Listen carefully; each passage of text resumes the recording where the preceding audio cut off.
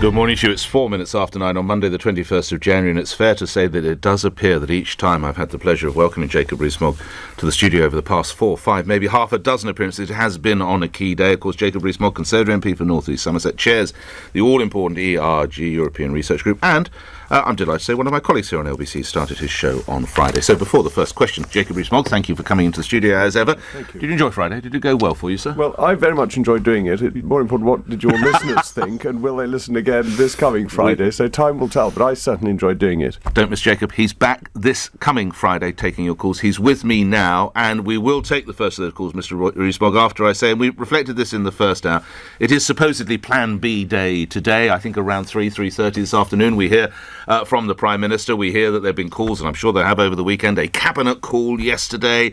We read that there's cross-party ideas, seems to have rather gone by the wayside. What do we imagine we might hear today? I don't think we'll hear a great deal today, because there hasn't been much time to set anything new out or to get any agreement from the EU.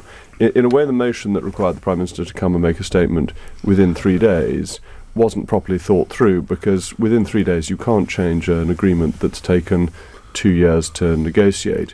So I think what we'll get is some broad principles as to what the Prime Minister is trying to do and what she's going to ask for from Brussels. And then next week we'll have a better idea of what progress that is making. All eyes seem to be on the backstop, Mr. Rees-Mogg. Oh, well, Ms. Farage, I think that's right. The backstop has most, but not all, of the problems in it. Most of the issues referring to the ECJ, continuing oversight by that court, continued ability of the EU to set our laws and tariffs, are in the backstop rather than in the main body of the withdrawal agreement. So if the backstop could be removed altogether, so would most of the problems be removed. Not all, but most. You could find yourself in a position where you'd be able to support your Prime Minister if the backstop were dealt with.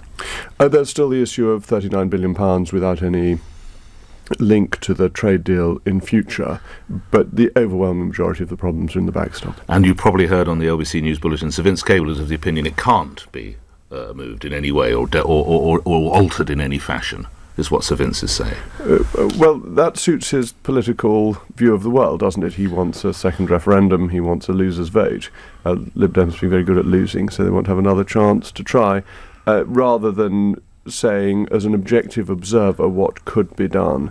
Now, I'm no more an objective observer than Sir Vince Cable is, so we really need other people to estimate what chance there is of changing this backstop. Let's get straight to the calls. Matthew is in Warrington, and you're through to Jacob Rees-Mogg. Go ahead, Matthew. Good morning. Good morning. Good morning. The question I'd like to put to Jacob is, does he feel that politicians from all parties, certain politicians, are going to use the Article 50 as a tool to defer Brexit, delay Brexit, so Brexit won't happen at all? It'll be put in place and people just, they hope that people get fed up with it and it'll just not happen, because that seems to how I see it. People are using that Article 50 for their own agendas. I'm in complete agreement with you. I think the people who are trying to delay Article 50 are using that as a means to stop Brexit. It's only being done by arch Remainers, people who always rejected the referendum result, always wanted us to stay in the European Union. And they don't have the courage to stand up and say, we shouldn't leave, we're going to try and stop it. They try and use clever stratagems to frustrate Brexit and to frustrate the vote of 17.4 million people. So, Matthew, I think your analysis is spot on. Quick response from you, Matthew? Yeah, no,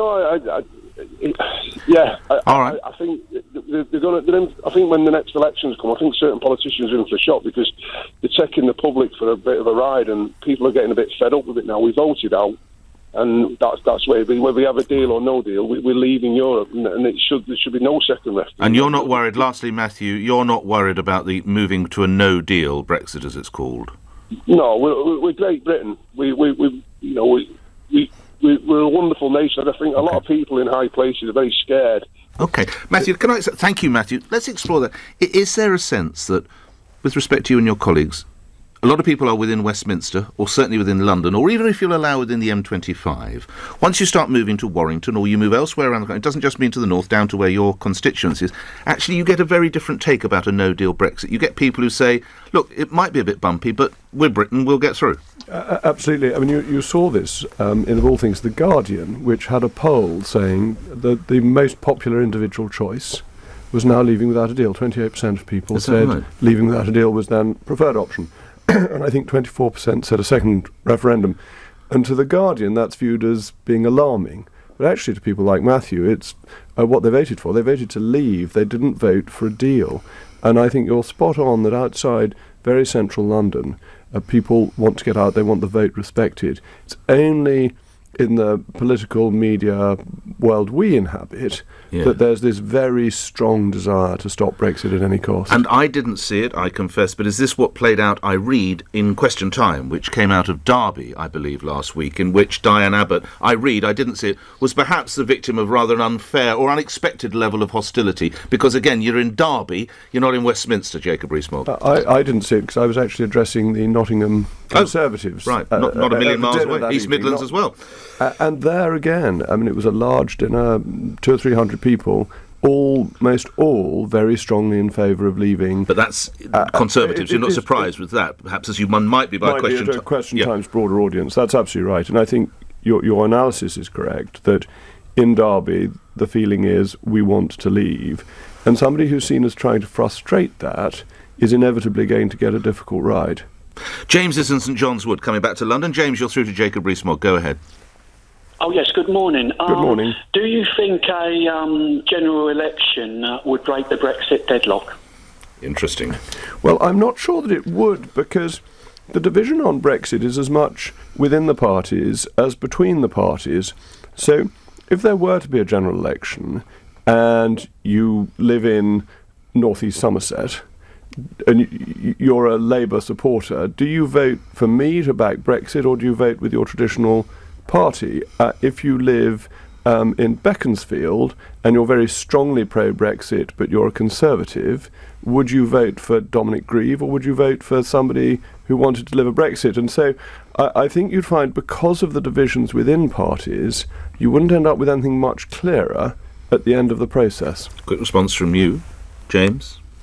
I mean, do you think it would break the deadlock, James? Well, absolutely, yes, because the numbers at the moment in Parliament are such that the government can't get any legislation through. I don't think a decision of this nature, Brexit, should be being put through in a Parliament as we have.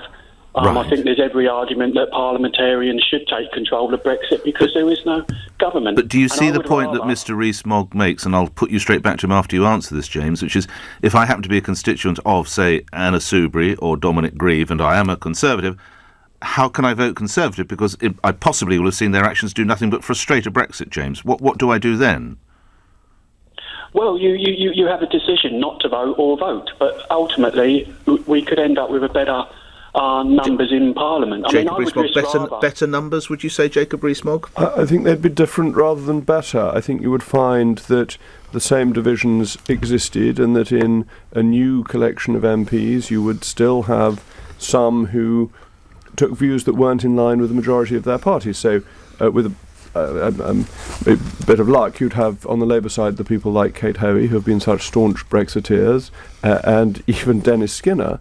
On the other hand, in the Conservative Party, which is a broad church, and I'm all in favour of this, you would have very capable people like Dominic Grieve, with whom I happen to disagree on Brexit, and they would vote according to what they thought was right about leaving the European Union, not on a particular party ticket, because Brexit, the whole issue around the European Union, is something that has always crossed the party divide, as far back as Harold Macmillan's first negotiation. Let's go, James, thank you. Let's go to other calls. Chris in Colchester. Chris, you're through to Jacob Rees-Mogg. Go ahead. Hi, good to talk to you, Jacob. Well, thanks for calling, Chris. Yeah, well, I think I'm not alone when I say this issue's more important than party politics. So I just wondered, if you were Prime Minister, would you be willing to speak with Jeremy Corbyn, and what do you think you could say to convince him of agreeing something that will go through Parliament and also respect the wishes of the referendum? I think the Prime Minister was right to offer Jeremy Corbyn the chance to have a conversation. I think you're also right to say that this is an issue that goes beyond party politics and that the whole national interest is involved. And although I'm a staunch Brexiteer, I think you do have to try and bring along with you the reasonable element of the 48%. There is an unreasonable element you can't bring along because they just want to stay in the European Union and not going to They change might say their the same mind. of you, of course, but anyway, do go ahead. Yeah, but they may, but my side won the vote. Yes. So that's the rather important difference. And I decided that had I lost, I'd have shut up on this subject. You wouldn't have been lobbying? I'd have come to the conclusion that if my side of the argument had lost the referendum, that I had to accept it because my whole argument had been about taking back control and democracy. You don't think it's so important you would have waited and sort of reflect and then come back 5 years hence? Or well, one of my children said to me that he would take up the banner in 30 years' time, which I thought was dutifully loyal. But no, I'd come to the conclusion that for my political career, that would have been the end of the subject. Okay. So, Chris, I think you're right. I think trying to talk to the Leader of the Opposition was sensible. However, in defence of Jeremy Corbyn, the job of the opposition is to oppose, not to make the life of the government easy. And it's not unreasonable of him to say, well, actually, no, you're responsible, you won the election. If you don't want to do it, if you want me to help you, I'll take over as Prime Minister, thank you very much. And so I think that Theresa May was right to ask him, and he was not unreasonable to refuse. Possibly politically naive to refuse, but not unreasonable. Chris, just a quick one from me. Would you be concerned about what's called a no-deal Brexit? Well, no, because I think that's the only way we're going to get out of the European Union. I can't see any deal going through Parliament because there seems to be this. It seems to be pushed around that we have to mollycoddle towards Remainers to get it through when the deal was sort of rejected because it wasn't Brexit, and I think a lot of the public were against it because it didn't respect the result of the referendum. Chris, thank you. Interesting. This underscores what you just said. Once you get out, because that's Colchester, we've been to Warrington.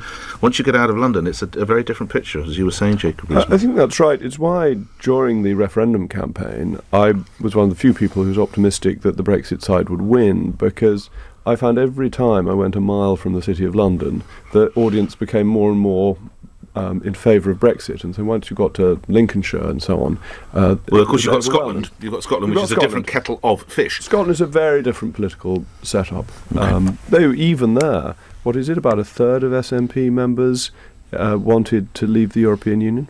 Okay, let's go to Bradford. Charlotte, you're on the radio. Charlotte, your question of Jacob Rees-Mogg. Good morning to you. Good morning. Good morning. Hi. Well, my question is, do you not think it is simply just good politics that Jeremy Corbyn is refusing to open a dialogue with Theresa May until she takes no deal off the table? Right, so this is expanding a little bit on Mr. Rees-Mogg, because he's already said, and it is Mr. Corbyn's job to oppose, not necessarily to assist, but what about this idea that no deal had to go? Jacob Rees-Mogg. Charlotte, I think you ask a really interesting question, and this is one of the things that the spin doctors will no doubt have argued over, which is the most popular choice to make, to go in and have a conversation, or to say, until you do X, I won't speak. I think, and there's, I think, an opinion poll in The Sun on this yesterday, The Sun on Sunday, that most people think he should have gone in for talks. Had he wanted to, I think the greatest political advantage for him would have been to go in for talks and then come out and say this was a complete waste of time because, whereas I think saying no and setting a precondition makes Jeremy Corbyn look inflexible and dogmatic and doesn't help his opposition. But it's quite difficult, Charlotte, for a Conservative MP to give entirely objective advice to the leader of the Labour Party, even if one's trying to analyse it as a political analyst rather than a political participant. Charlotte, thank you. If you look at the numbers, and you've mentioned your colleague Dominic Grieve, and there are others, is it not the reality that you and like-minded colleagues might need Jeremy Corbyn and his support to actually get Brexit over the line? Well, Jeremy Corbyn's support, or rather opposition to a deal, may be what makes a no deal the most likely outcome. If Jeremy Corbyn had backed the deal last week, it would have gone through, because though there were 110, 111 Eurosceptics voting against, plus 10 DUP, if it had only been 120, 21 of us, the motion would have got through comfortably. So, you don't think people such as Dominic Grieve would find a way to frustrate, ultimately will actually find a way to derail the no-deal Brexit? It's very difficult, and it's Really? very constitutionally contentious. Right. How helpful might the Speaker be towards that, though? I know. Are you still a fan of the Speaker? I'm still a fan of the Speaker. Despite his actions 2 weeks ago? On 2 weeks ago, I think he came to the wrong decision. But I don't think he came to the wrong decision for the wrong reason. I think he came to it for the right reason. But I don't think the full consequences of reinterpreting the word forthwith had been thought through, because it's a word that runs through standing orders. Right. And I'm sorry, this is very thinking. obscure for your listeners at 20 past 9 in the morning. Yeah. But it had consequences beyond one day's debate. So I think his broad principle that Parliament should debate what it wants is right, but I think it would be wrong to take it from that to say that legislation must be taken charge of by the House of Commons without it being a cooperation between the government and the Commons, which it has always historically been. I mean, this is completely novel constitutionally, other than I think the bare bones Parliament. And going back to the bare bones Parliament would be a mistake. It didn't work. And if you were a betting man, Mr. Rees-Mogg, before we go to the next call, and I promise, John, I'm coming to you, what would your money be on currently? A redone deal? A no deal? A delay? Where would you put your money? Okay, I think if you were to rank them, the most likely is no deal. The second most likely is a redone deal. Third is delay. And fourth, a long way behind, is not leaving at all. And a people's vote, as it's so called? I think the loser's vote is... It doesn't even come out of the paddock. No, doesn't even go round the parade ring. It's got remarkably little support. It'd be very divisive in the Labour Party. Most Conservatives don't want it.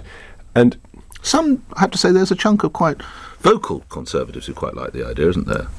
Yes, but there's a great line about Edmund Burke about how you hear the crickets in the field rather than noticing the great oxen standing by. And I think we rather hear the crickets in the field on this particular issue. John's in Woking. Thank you for hanging on the line. John, you're through to Jacob Rees-Mogg. Go ahead. Good morning, Jacob. Good morning, John. Good morning, sir. Go ahead, John. Thank you. I think you've partially answered my question earlier. Besides the backstop, what else has got to go out of the present deal? Yes, you did briefly touch on that at the start, Mr. Rees-Mogg. Do you remember? Well, let me set out some of the difficulties rather than what has to go, because inevitably this is a negotiation and you don't get everything that you want. I think in the implementation period it is problematic that laws can be set for the UK over which we have no say. And that could be 21 months, but it could be extended under the current deal by 1 to 2 years. So I think that is an issue. I think there is a major issue with the £39 billion being paid without us knowing what trade deal we're getting, so we use up most of our leverage without getting anything in return, and the ECJ retains jurisdiction over the money payments that we make, which could last for up to 60 years, and over citizens' rights for 8 years. These are important problems. I think they're lesser problems because they're all time limited. Even the jurisdiction of the ECJ over the monetary payments, by the time we've got beyond 4 years, the area where they will have jurisdiction would be incredibly narrow. It would be on whether somebody's entitled to a pension or not, pretty much. John, thank you. Question from me. You may have seen the report that it is possible that Jean-Claude Juncker, who's due to retire later this year, there is growing feeling in Brussels that he should stay on to help with the Brexit process, prospect, whatever you want to call it. Jacob Rees-Mogg, would you like to see Mr. Juncker stay in post? I did see that, and I was asked to comment by a newspaper on this question, and it's quite difficult to think of something to say without being unduly unkind to Mr. Juncker, which I don't want to be, because I'm sure he is a very loyal servant of the European Union. But one slightly feels if Mr. Juncker is the answer, it must have been a silly question. Let's move to other calls. Belfast. Martin's in Belfast. You're through to Jacob Rees-Mogg. Go ahead, Martin. Morning to you. Good morning, Nick. Good morning to you. Good morning, Martin. Yeah, Jacob, I'd just like this with reference to the recent events in Derry and the car bomb over there. Can you not see the consequences for us over here with the pushing for the removal of the backstop. Well, I mean, I have to ask you, do you think the events on Saturday are in some way linked with Brexit then, Martin? Is that what you're saying? The bomb? Yeah, absolutely. You do? It's just an attempt to raise tensions and put pressure. Okay. So now... Well, stay on the line. It's obviously a very grave matter. Jacob Rees-Mogg. Martin, I think the issue on the hard border is one that is very clear, that nobody is going to impose a hard border. But will things be different once we've left? Yes, they will, because the country voted to leave the European Union. And you can have any necessary checks away from the border, as there already are in relation to excise, VAT, immigration, and other issues. So I don't think there needs to be a fundamental change of the border. There's a change of degree rather than of principle. As for the car bomb, I think British politicians must always be very, very clear that policy will not be changed because people go around with bombs. That cannot be allowed to happen. That if you say, well, there's a car bomb that's gone off in Derry County, Londonderry, then you have to refuse that and say we must enforce law and order, not that we will change our policy. Martin? Yeah, I understand that, Jacob, but to the people here, we see this as a possible return to the way it is, and there is a small element who would like to see an upsurge in violence, and they're looking for any excuse at all. And when they look to Westminster, they see more pandering to the DUP and the ERG to remove the backstop, which makes them people who are prone to violence think, well, they obviously don't care about us over here. Let's start it all up again. Okay, well, first of all, one of the reasons we're so involved in the backstop and the issues around Northern Ireland is because we do care very much. It's very important to British politicians, regardless of where their constituencies are. But it was very reassuring, Martin, I thought, that Sinn Féin immediately condemned this and said there was no place for it, which wasn't true in the 1980s. This is, the representatives democratically of republicanism have now turned away from violence, and that immediate and unequivocal condemnation, I thought, was a very important and encouraging signal for how far things have moved on. Some of us remember the response that used to be given, to the extent that Sinn Féin's words had to be read by actors on television and on the radio, because it was thought so unfortunate the way they refused to condemn attacks. And Margaret Thatcher made the comment about the oxygen of publicity. But yesterday they were extremely forthright, and that is really very good news. Today, thank you for your call, Martin. Today was what's known as Settled Status Day, in which EU citizens living in this country start the process by which they can stay post-Brexit. And I've taken two calls, one from a gentleman from Poland and one from Italy, who both said, in one instance they came here 15 years ago, another little less. At that time they paid £100 to register, and they now have to start again, and they have to pay again, Jacob Rees-Mogg. That's not fair, is it? No, it's not. I'm against it. Hugh Merriman, a fellow MP, has raised this question in Prime Minister's Questions. Actually, I was sitting next to him at the time, and he told me what he was going to say and asked what I thought. And I completely support. I mean, it's not the Brexit a lot of my listeners voted for, that we start going after these folk and asking them for more cash to stay. Completely agree. It's absolutely fine that when you or I need a passport, that we register. Pay for it, because absolutely. We want the passport. We want to go abroad. We want to use it for some purpose. Likewise with the driving licence. But we are saying to people who've been living here legally, who had all the right papers to be here, that they must have a new paper for which they must pay. They should have it free in the same way as a birth certificate is free. I mean, the copies you have to pay for, but the actual certificate is free. I mean, they're almost being treated as transgressors in some strange way. I feel very strongly about this. I think the tone of the debate on EU nationals here has often been very wrong. Any of your listeners are EU nationals living here, and I imagine many are. In my view, we should be really honoured that they came to this country. They came here legally. They have contributed to our society. They've worked very hard, and very often they've sent money back to their families at home. It seems to me it's a conservative and noble thing to do. It's family-based very often, it's hard work-based, and it's entrepreneurial. And to say to them, because we've changed our relationship with the European Union, that their lives should be changed, is to my mind unfair. We should have said, in June 2016, they could all stay and we weren't going to do anything that would upset that. And the £65 charge, in my view, should be waived. I think it's unreasonable. Let's go to other calls. Jamie is in Nottingham. Jamie, you're on the radio. Good morning. Morning, chaps. Morning, Jamie. Morning. If you were leading the Conservative Party, would you let Nigel Farage in? Oh, goodness, that's a really difficult question. You've got to ask... That's one of the few times I've seen Jacob Rees-Mogg actually draw a breath. Normally he's pretty good, he's on the money. Well done, Jamie. Yeah, that was a real googly. Indeed, it was. I wasn't expecting that. And the answer? And the answer is, I suppose, would Nigel want to join? Never mind that. What would you do? Look, I think if the Conservative Party could reunite with the reasonable elements of UKIP, that would be very good news, and Nigel would be part of that.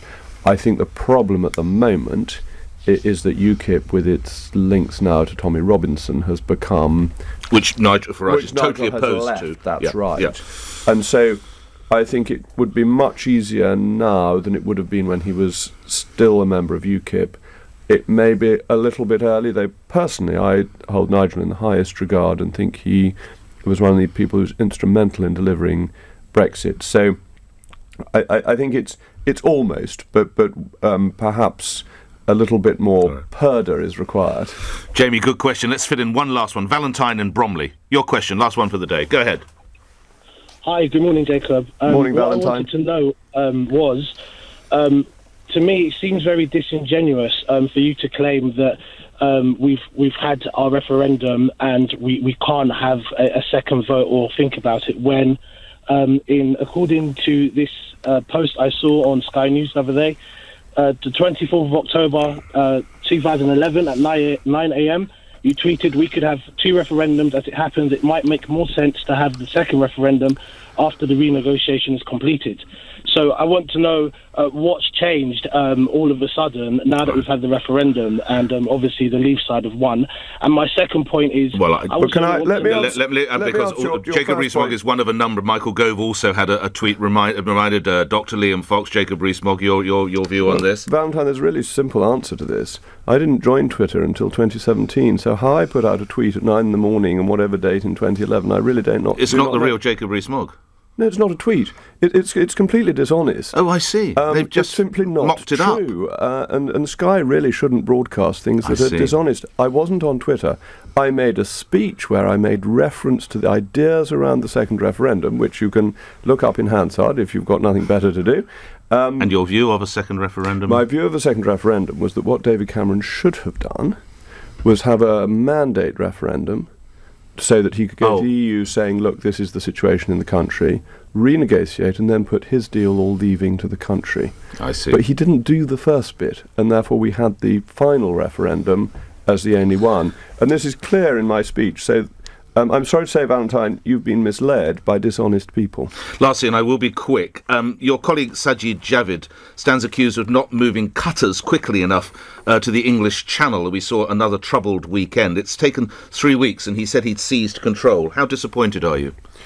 Well, it's not easy to keep the channel completely clear of people in small boats. There are lots of small boats. You can move two cutters from Malta and Gibraltar, respectively, Mr. Rees-Mogg, having said you would. Well, are the cutters under his control? Yes, they're border control. What are they doing in Malta in the first place? Lord only knows. I mean, I'm completely mystified. Why are we... Malta is no longer the concern of the UK in terms of who lives there, though it was for a very distinguished period in its history. Look, I don't know the answer to the movement of cutters. I think it is difficult to enforce the sea border effectively always, but the numbers ought to be kept in proportion. They are much smaller than those going into other countries. And I never thought I'd ask you a question about the secret of your biscuit tin, but it is reported that at a champagne celebration or meeting that you had, and you're perfectly free to serve champagne or whatever you so choose, a number of MPs, one of whom was Kate Hoey of the Labour Party, came to your London property. You served a very fine champagne. They got a little tiddly, and they ate you out of digestive biscuits. Is this true? Well, it turns out to be almost true. That I spoke to Nanny about this, who is the authority on biscuits in the Rees-Mogg household, and she keeps a supply hidden away so that the children don't eat them all. So if only we'd known where Nanny's secret supply was kept, I could have fed my guests a few more biscuits. So you did run out, but there was a secret stash. There was a secret stash. Who ate the most, Boris, Kate? I don't know, because I wasn't eating any biscuits. Jacob Rees-Mogg, you're back on LBC from 6 if we don't speak to you before that, and I imagine it will be, in a sentence, another Brexit week you will reflect on this Friday. I think inevitably. If listeners want to ring in on any other subject, I'd be delighted, but it does seem that we are in a Brexit never-endum, however it goes. It is, ad infinitum or whatever. Yes. Jacob Rees-Mogg, thank you, Conservative MP for North East Somerset, chair of the ERG. And, of course, Friday night from 6 here on LBC, where it's 9:33 and news is next. Jacob Rees-Mogg has told LBC if the Irish backstop could be removed from the Prime Minister's withdrawal agreement,